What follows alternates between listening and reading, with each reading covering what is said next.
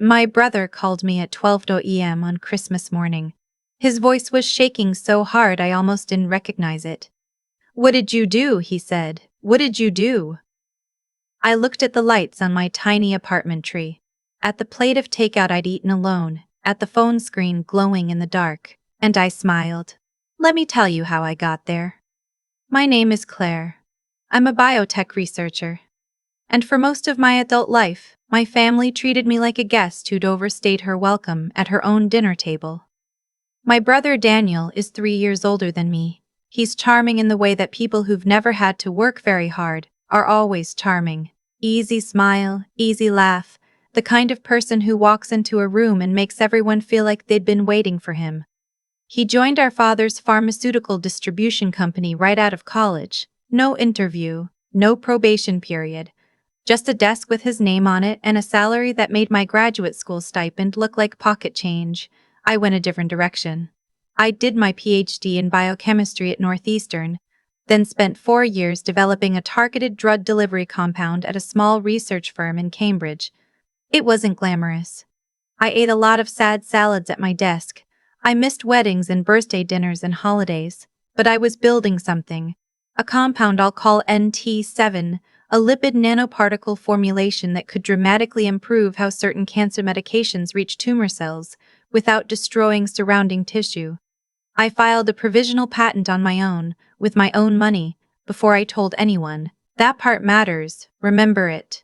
My family was never cruel about my work. They were something worse and different. My mother would listen to me talk about NT7 with the same polite expression she wore when the neighbor talked about his stamp collection. My father, who ran a company that literally distributed pharmaceuticals, would nod and then pivot the conversation to Daniel's newest account win. Daniel himself never pretended to be interested. He'd just check his phone. I told myself it was fine. I told myself they didn't need to understand it to love me. I told myself a lot of things. Then came the Christmas party. Every year, my family hosted a big Christmas Eve gathering.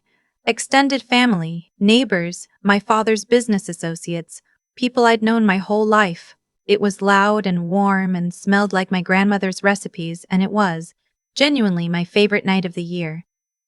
In October, my mother called me. "Claire, about Christmas Eve," she said. "We've decided to keep it small this year. Just close family and some of your father's partners." "Okay," I said.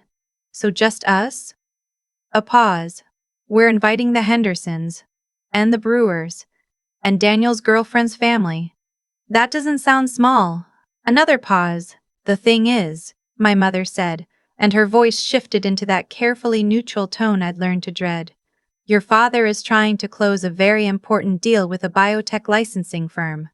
These are sophisticated people, and we just think, given how you can get about your research, it might create an awkward dynamic." I sat very still. "How I can get," I repeated. "You know what I mean, Claire. You get passionate. You corner people. Last Thanksgiving you talked to Mr. Beaudry for 40 minutes about nanoparticles. He asked me about my work. He was being polite. I didn't say anything for a long time. I was doing the math on what she was actually telling me. That I was an embarrassment, that my passion for the thing I'd spent a decade building was a social liability. That my father's business dinner was more important than my presence at my own family's Christmas table. "I'll stay home," I said. "Don't be dramatic," my mother said. "You can come for Christmas morning." I didn't go for Christmas morning. What I did instead was drive to my lab on December 23rd, run 3 sets of in vitro assays, eat a burrito alone in my car, and sit with the very specific loneliness of being excluded from your own family's holiday because your ambition makes them uncomfortable. I also, on December 24th, sent the formal non-provisional patent application for NT7 to my attorney. I'd been sitting on it for 2 weeks, waiting for a few final data points. That night, eating Thai fruit alone, watching snow fall outside my apartment window, I decided I was done waiting. On December 26th, I got a call from Dr. Patricia Wren. Dr. Wren was the head of external partnerships at a large pharmaceutical company, one of the biggest in the Northeast. Her team had seen a poster presentation I'd done at a conference in September and had been tracking my provisional patent filing. She wanted to set up a meeting. She used words like significant commercial potential and strategic acquisition and licensing structure. I called my attorney before I called anyone else. She told me to say nothing to anyone until we'd had a chance to review the terms and protect my position. I agreed. I said nothing. I want to be honest with you. The next 6 weeks were the strangest of my life. I went to work every day. I ate my sad salads. I ran my assays. I texted my mother Happy New Year and got a heart emoji back. And quietly, in conference rooms with lawyers and in phone calls with Dr. Wren's team, I watched NT7 turn into something that didn't belong to me alone anymore. It belonged to the world, and the world was willing to pay an extraordinary amount of money for it. The licensing deal closed on a Tuesday in February. I remember it was raining. I signed the paperwork in my attorney's office with a cup of cold coffee on the table and my hands completely steady. The terms included an upfront licensing fee and milestone payments structured around clinical trials and eventual FDA approval. The numbers were large enough that I had to read them twice. I drove home. I made pasta. I did not call my family. 2 days later, a trade publication ran a piece on the deal. Cambridge researchers breakthrough compound licensed and major biotech deal. My name was in the second paragraph. The dollar figure was in the headline. I know the exact moment my family found out, because my brother called me at 12:02 a.m. He'd apparently been at a New Year's party that ran late. Someone had shown him the article on their phone, and he'd stepped outside in the cold to call me. "What did you do?" he said. "What did you do?" "I filed a patent," I said, "and then I licensed it. That number in the article is accurate." Silence. "Then Dad is..." "Claire, Dad saw it. He's trying to reach you." "I know. I'll call him when I'm ready." I wasn't ready for 4 more days. When my father finally reached me, I could tell he'd prepared what he was going to say. He asked about the compound. He asked about the timeline. He asked about Dr. Wren and the pharmaceutical company, and whether I'd had good legal representation. He was speaking to me, for the first time in my memory, like I was a peer. Like my work was real. Like I was real. It should have felt good. It mostly felt sad. "I didn't know it was this far along," he said. "I know you didn't," I said. "You weren't interested." He was quiet. "The Christmas party," I said. "You asked me not to come because I might talk too much about my research in front of your business partners, and your business partners were from a biotech licensing firm." More silence. "The kind that means someone is doing a very painful calculation. Claire, I'm not saying it to hurt you. I'm saying it because I need you to understand that I didn't hide this from you on purpose. You just never asked. My father is not a man who apologizes easily. He was raised by people who believed that moving forward was more important than looking back, which is a philosophy that serves ambition and fails relationships in equal measure. So when he said, 'I'm sorry, I should have been paying attention,' I knew how much it cost him. I didn't tell him it was fine. It wasn't fine. But I told him I heard him, and that was true. My mother was different. My mother called me 3 days after my father. She'd clearly heard his account of our conversation and decided her approach would be to reframe everything. She said she'd always believed in me. She said she'd only meant to protect me from being put in an uncomfortable position at the party. She said, "We're just so proud of you," so many times that it started to sound like a word someone had just invented. I listened. I thanked her. I did not argue, and I did not agree. My brother was the most complicated.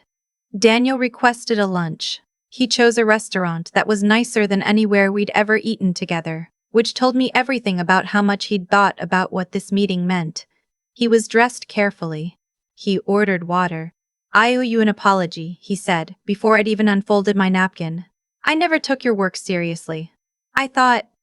Honestly, Claire, I thought you were going to do research forever and never have anything to show for it. I thought you were on a path that was going to make you unhappy." "That's not an apology," I said. "That's an explanation." He nodded slowly. You're right, I'm sorry. I genuinely underestimated you, and I'm ashamed of that. I looked at my brother across the table, this person I'd grown up with, who I'd shared a car with to school every morning for 6 years, who I'd called from my first college dorm room when I was homesick and couldn't admit it to my parents. I thought about how easy it would have been for him to just never say those words, to coast on the new dynamic where I was suddenly worthy of his attention. The fact that he said them anyway mattered to me. Thank you, I said. I mean it. We ate lunch, it wasn't effortless. There were silences that didn't used to be there. But it was real, which is more than I could say from most of the conversations we'd had in the previous 10 years. Here is what I want to tell you, because I've had a lot of time to think about it. The night I sat alone in my apartment on Christmas Eve, eating takeout and watching snow, I wasn't broken. I was clarified. Something crystallizes when the people who are supposed to see you prove once and for all that they don't. You stop trying to arrange yourself into a shape they'll recognize, and you start building at full scale. NT7 is in phase 1 clinical trials now. I consult with Dr. Tynell. Ren's team 2 days a week. I have an office with windows, which sounds small but genuinely changed my life.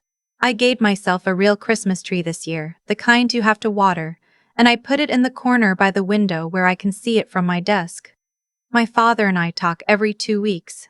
It's formal and a little careful, and it is slowly, imperfectly, becoming something real. We talked for 45 minutes last month about lipid nanoparticle delivery mechanisms, and he asked good questions and I didn't have to translate anything into simpler language. That was new. My mother and I are still finding our footing.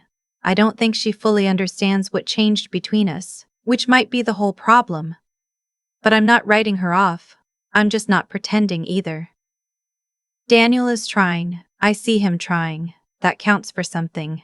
What I will not do is pretend that one phone call, one lunch, one moment of someone finally paying attention erases the weight of years.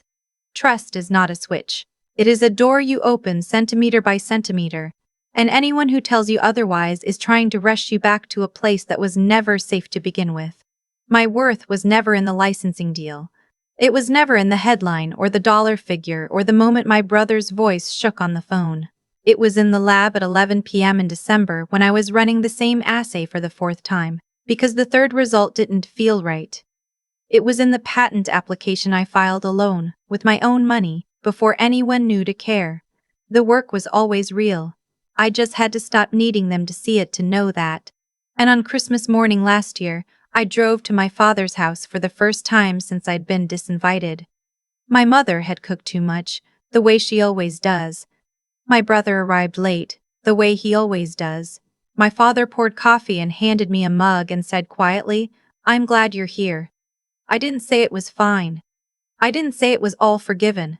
I just sat down at the table, and I let it be complicated, and I stayed. That's the part no one tells you about being underestimated. It's not about the moment they finally see you. It's about learning, slowly and painfully, that you were never invisible. You were always exactly what you were. They just weren't looking.